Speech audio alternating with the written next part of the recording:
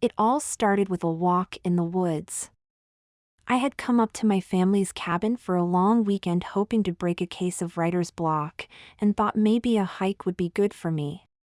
So I put on my hiking boots and took a walk in the woods. I had walked for maybe a half hour when I heard a scream. I ran toward the sound, found a boy, naked and tied to the ground and covered with what looked like honey. I could see some ants were investigating him, so I ran up and pulled out my hunting knife. A girl can't be too careful, you know. "It's okay, I'll get you loose, hang on," I said as I approached. "Who?" he started to ask, but I interrupted and said, "Don't worry. Just give me a minute to get these ropes." Finally, after several minutes, I had him loose. "What's your name?" I asked. He told me his name was Kevin, and I said, "Come on, Kevin, I got a cabin up the trail a bit. Got all the modern conveniences, including a shower. You can get that gunk off you there," I told him. He thanked me shakily, and then followed me back up to the cabin, and one long hot shower later he had the honey off of him. "You got many bites?" I asked him. "Some. Nothing serious, though, I think. But if you hadn't come when you did."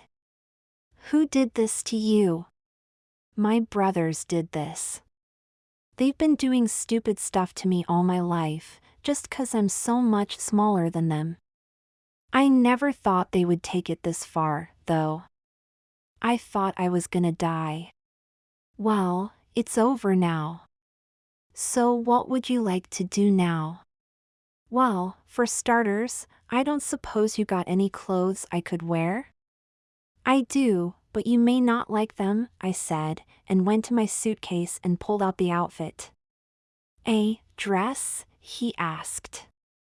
"Doesn't seem terribly practical for a cabin. Old habit, you could say.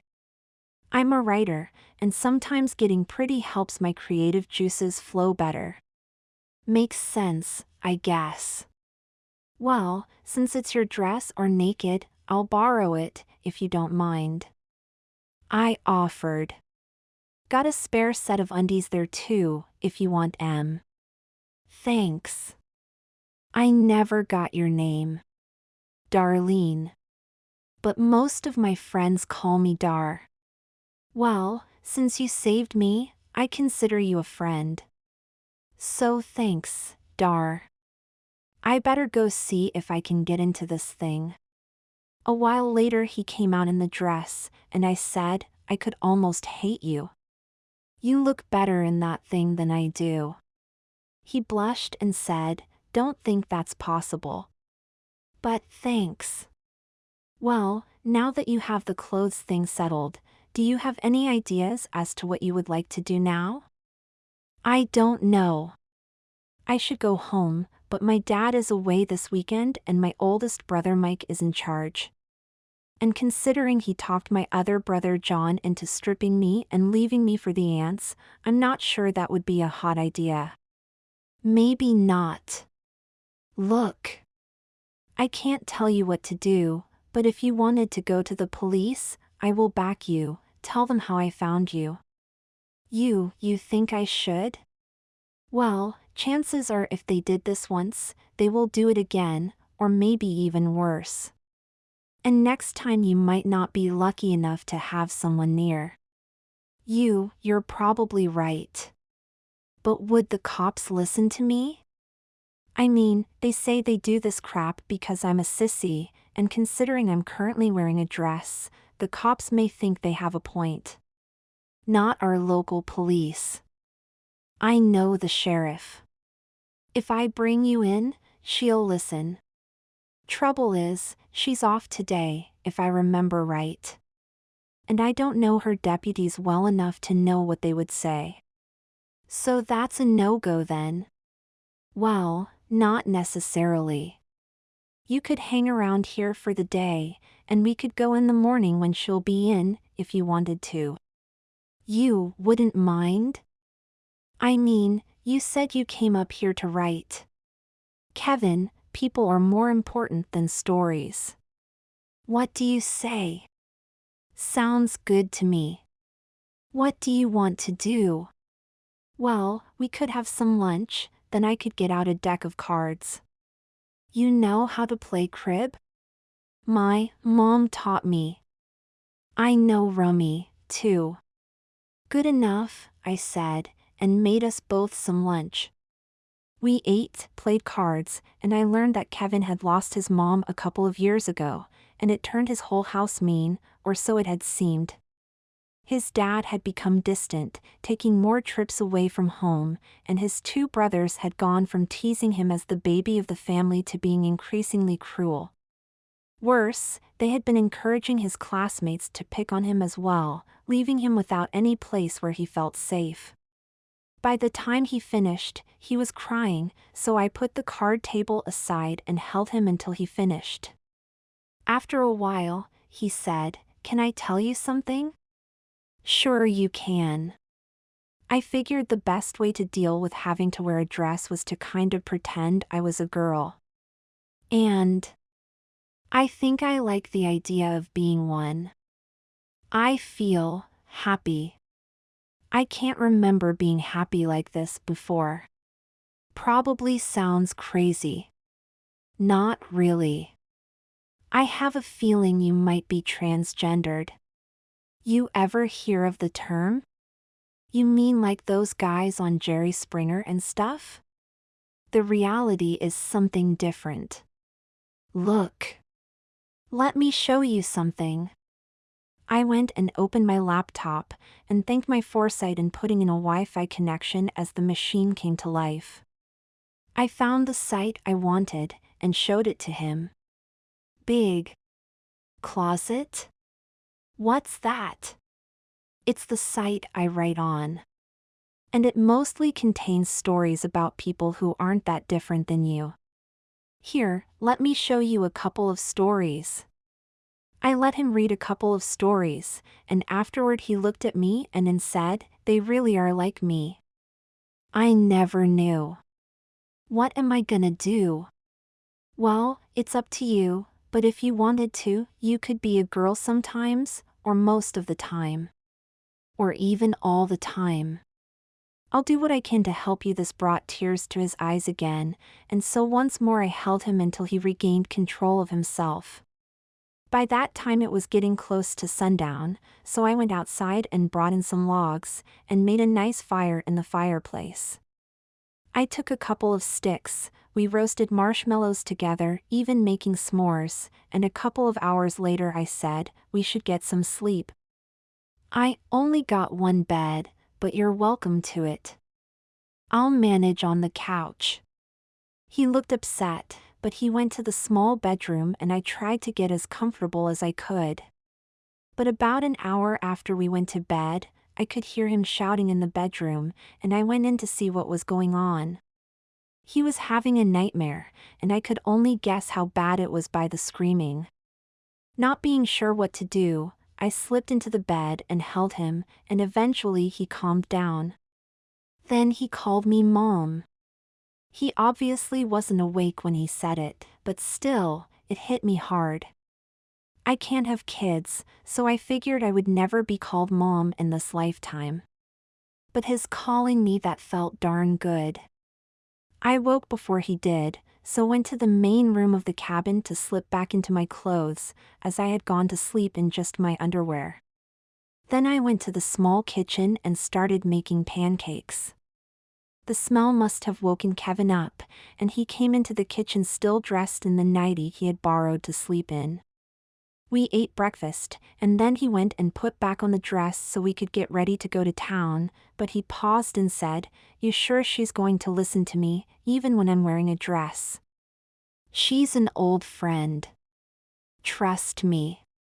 "Okay," he said, and we started to clean up the breakfast table. I put on my boots, but all I had for him were the heels that went with the outfit he was wearing, but he managed pretty well, and we went at a slow but steady pace to town. I hadn't brought my car out to the cabin, but she didn't seem to mind the walk. I watching her walk and found myself almost jealous of the way she moved. Even in unfamiliar heels. Even in terrain never meant for high heels in the first place, she walked with a kind of feminine grace I couldn't match. She saw me watching her and said, "What? You walk like a Disney princess." I almost expect to see 7 dwarves singing hi-ho around the next corner. Is that bad? Not if you're a girl. In fact, it's wonderful. Thanks, then. I've been thinking, and if it's possible, I want to be as much of a girl as I can be, as often as I can be. Won't be easy, hon. You may face a lot of people with similar attitudes to your brothers, and things like hormones can have health risks. But I think that's the right choice for you. But you'll have to find a female name. Kevin doesn't seem like a good choice for a girl. I'll think about it. We continued on in silence, and soon we were at the town limits, and she pointed to the northern side of town. We live up there a bit. I hope my brothers don't see me like this. At least not until I've seen the sheriff. They likely to be out and about yet? Hope not. Let's go then. Shortly we were at the sheriff's office, and as I promised, the sheriff listened to her story and then said, "All right. First thing, we need to get Doc Simmons in to deal with any insect bites or any other signs of abuse. Then we need to get Molly Walton from social services to figure out how to keep this young lady safe. When is your dad expected back, Missy?" The young girl blushed and said just above a whisper, "He should be back this afternoon." You think he knew what they were going to do to you? No. I mean, he knows they've been harassing me. But if I didn't see this coming, I can't say he did. All right. I'm going to go make some phone calls. You two sit tight. A half-hour later, both Doc Simmons and Molly Walton were doing their thing, and after they had both finished, Doc Simmons said, "No question about the insect bites, but nothing that won't heal. There are definitely signs that she's been abused, but some of them I could only confirm with an X-ray or a CT scan, so that will have to wait. Same thing goes with the gender issues. We are going to need a gender specialist to confirm any diagnosis of gender dysphoria, but based on my short time with her, there's no question she will be a good candidate for a transition, if that's what she wants." Molly added, "I'm going to recommend that social services take custody of her until the investigation of her brothers is complete, at the very least. What happens after that depends on the investigation, and whether she would be safe as a girl at home. A lot is going to depend on her father. We won't send her home unless he'll cooperate." "Could I stay with her?" the young girl said, pointing at me. "Up to you, Dar. You okay with keeping her for now?" "I don't mind at all. I got my parents' place. Unlike the cabin, the house too big for just one, anyway." "Thank you." She hugged me tight. "No problem. Did you pick a name yet?" "Catherine. It was my mom's name." "Okay if I call you Cat?" "Sure." "Then come along, Cat. It's almost lunchtime." We slipped out the back of the sheriff's office, and made our way to my place. I made her lunch, and then we played card games for a while. I went through my stuff to see what might fit her, and her total femininity was so obvious, I struggled to understand how her family could treat her like they did. The other emotion I struggled with was an ache about having a kid of my own. But I tried to stuff down that particular feeling, because I knew that as soon as Molly got things organized, the girl would be put into care, and I would have to say goodbye to her. It was a couple of hours later that the sheriff phoned and said, I had to arrest the kid's dad for taking a poke at me. He'll be out tomorrow, and her brothers are in the custody of social services for now. You okay having the kid until they figure out what the next move is for her? Sure, I said. I turned to my guest and said, Kat, your dad went and got himself arrested. With him in jail, and your brothers in the custody of social services, you okay staying with me, at least overnight? Of course I want to stay. I don't want to go to some stranger's place who may not even understand why I need to be a girl. Then it's settled. I made her supper, and then we played together some more, and then I fixed up what had been my old room for her to sleep in. As I helped her get ready, I pointed to the master bedroom across the hall and told her if she needed me during the night, I would be there. She gave me a huge hug, thanked me for everything, and curled up in the bed and closed her eyes. I went to the doorway and turned out the lights, and then I watched her by the light of a nightlight as she relaxed, began to breathe deeply, and fall asleep. Once I was fairly sure she was asleep, I got ready for bed myself, but I first opened up my laptop and found my blog on Big Closet. The last couple of years I had abandoned the blog except for the occasional note saying I wasn't dead, or notifications when I had a new story being published, and I debated sharing what had happened with my old friends, but found myself hesitating. I hesitated because it felt like I had fallen into a story, and like any character I had no idea if the story was going to turn out happy or sad. And the author in me wanted to wait until a good endpoint came, since nothing frustrated readers like an unfinished story. I also wondered if this story didn't seem a touch cliché, too far into the typical tropes to be seen as a real event. So I closed my laptop and went to sleep instead. I woke to feeling something warm and soft in the bed with me, and I opened my eyes and found Kat huddled next to me. I just lay there for a while, listening to her breathe, and I realized that I would have to go to social services and fight to keep her with me. Because I no longer could imagine my life without her. Finally, her eyes fluttered open, and she looked at me and said, Sorry. Had a bad dream, and I came in here, and you scooted over and told me to lay beside you. That's okay, sweetie. I'm glad you trusted me enough to come to me. She smiled and my heart melted. Come on, I said, I'll make you some pancakes, okay? Okay, she said, and sprung from the bed. I followed, grabbing a housecoat as I went to the kitchen. I made goofy-shaped pancakes just to make her giggle, and once again I wondered how anybody could look at this young girl and see a boy there. She seemed even more feminine than yesterday, like the safer she felt with me the more the girl in her came out. Once breakfast was over and I had cleaned up, I said, Look. I should go get you some clothes so you don't have to keep wearing that dress. You think you'd be okay here if I go out? She turned white, but she nodded. I won't be long, I promise.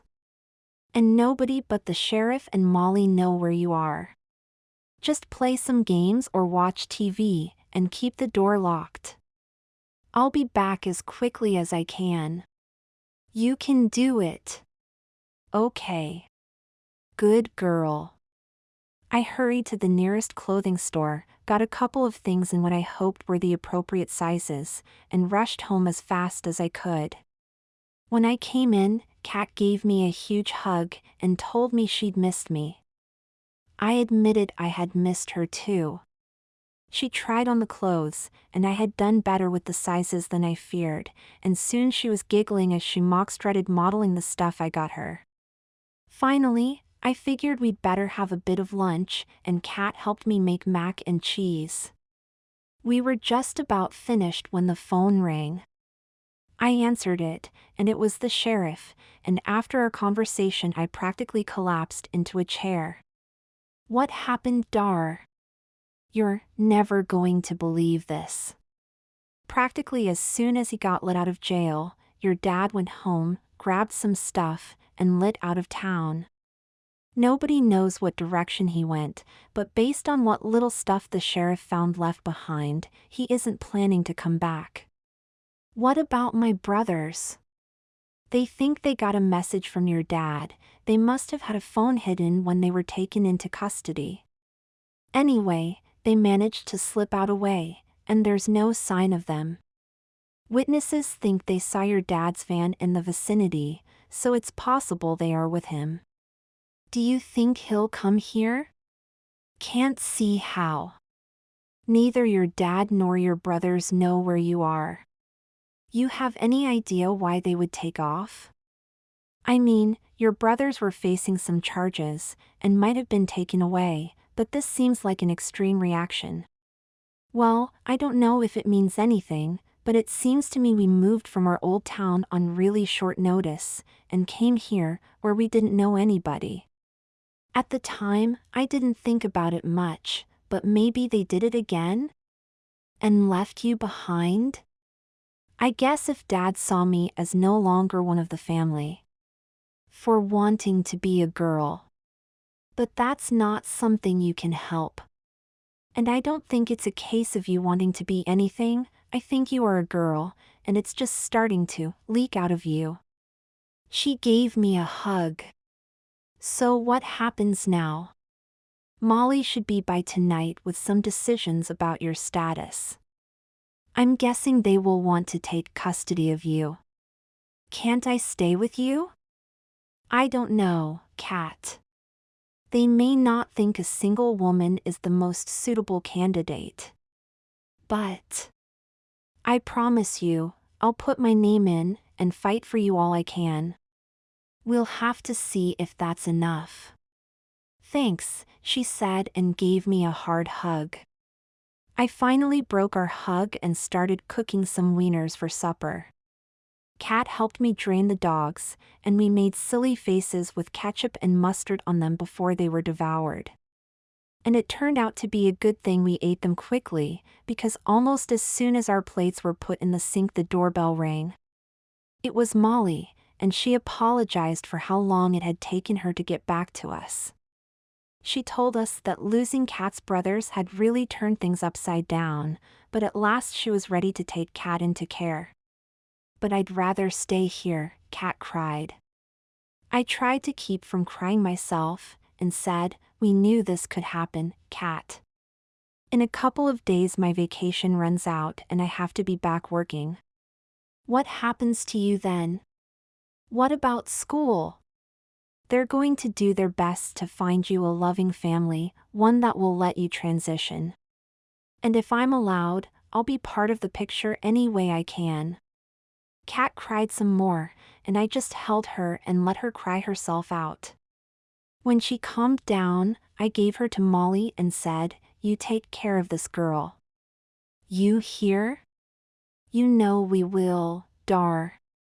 And I promise you will be able to see her soon. It felt like I had to rip my heart out to do it, but I let go of Kat. I quickly got together the clothes I bought her, gave her a kiss on the cheek, and gave her to Molly. Then I watched her walk out of my door, looking back at me the whole time. I managed to not fall apart until I couldn't see her anymore. I didn't bother cleaning up supper that night, but went to bed and slept.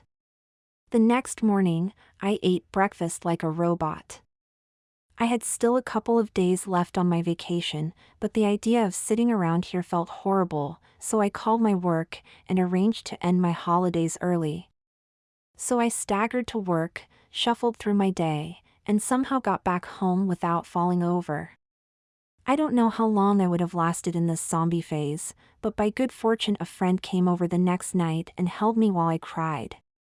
Finally being able to admit how much it had hurt to have the prospect of being a mother taken away from me somehow made it easier to bear, and once I let the tears flow I actually felt better for it.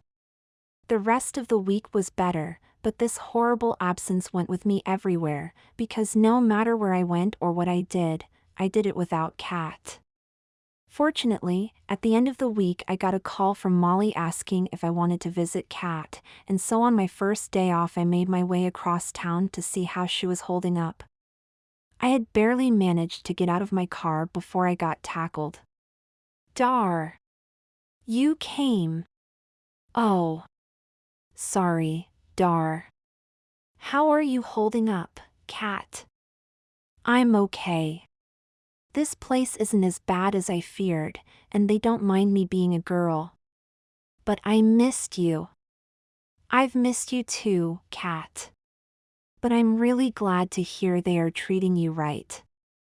I went in and talked with the folks running the place, and confirmed that Kat was indeed being allowed to be a girl, and that she was doing as well as could be expected considering what she had been through in the last while, having suffered through a horrible experience and been removed from the only family she had known. They also told me they were looking for a permanent home for her, hoping to get her some roots as quickly as possible. I told them and Molly that while I was glad to hear that, I had found that I wished her permanent home was with me, and I teared up talking about how much I had missed her. Fortunately, I got myself back under control before Kat came in, and gave her a big hug and said goodbye. I realized as I walked away that I was leaving a part of my heart behind, and it hurt worse than anything, but I knew she needed more than what I could give her. That the best way I could love her was to let her go. I argued with myself all the way home, and finally reached a compromise that would mean while I would cheer her on until she got a real family, once that happened I would step back so they could have the chance to bond with her. I went home and wept. The next day, I felt a little better, because I felt sure I was doing what was best for Kat. Plus, I had gotten a little writing done, which was good news. Between my job and the money my folks left me, I managed to make ends meet, but the little bit of money my writing pulled in helped, plus it was nice to be able to write again. I had lost my writing dress, but meeting Kat had really got my creative juices flowing again, even if very soon I would have to step out of her life. Another week of work went by, and no matter how many times I tried to tell myself I was doing the right thing, the part of me that wanted to be a mother remained active and fought back with all the fierceness you would expect. So it was that I found myself going back to the group home where Kat was staying, wondering why I was putting myself through this agony. But the part of me that wanted her in my life wasn't ready to quit just yet. I plastered the best smile I could on my face and got out of the car. If I had hoped that Kat had started to move on with her life, I was mistaken, as I learned a moment later when she tackled me and gave me a monster hug. Easy, tiger. I managed. Sorry, I'm just so glad to see you. I thought you were doing okay here. I am, but you're gonna think this is stupid. You aren't stupid. What? I miss you. If it helps, I've missed you too. She smiled at me and allowed me to get up. I walked with her back to the house, and was rather surprised to find Molly having a chat with the couple who ran the group home. Dar, I'm glad you're here. I have a question for you. Sure, Molly. What is it? How would you feel about being Kat's foster mother? I looked at her trying to figure out if she was joking. I would love to be, but I thought social services have been persuaded that having someone who understands what Kat is going through would be the best thing for her. Kat, would you want to come back to my home and live with me? It will be hard, because I have to work. You'll have to go to school, and sometimes you will be alone. You okay with that? Of course I want to be with you. Then she got shy and said, Can I call you Mom? I wept and said, I'd like that very much. So some paperwork later I was driving Kat back to my house, and before I knew it she had turned it from an empty place to hang my hat into a real home. Our lives aren't perfect, but it's a lot better than I feared my life would turn out after transitioning so many years ago.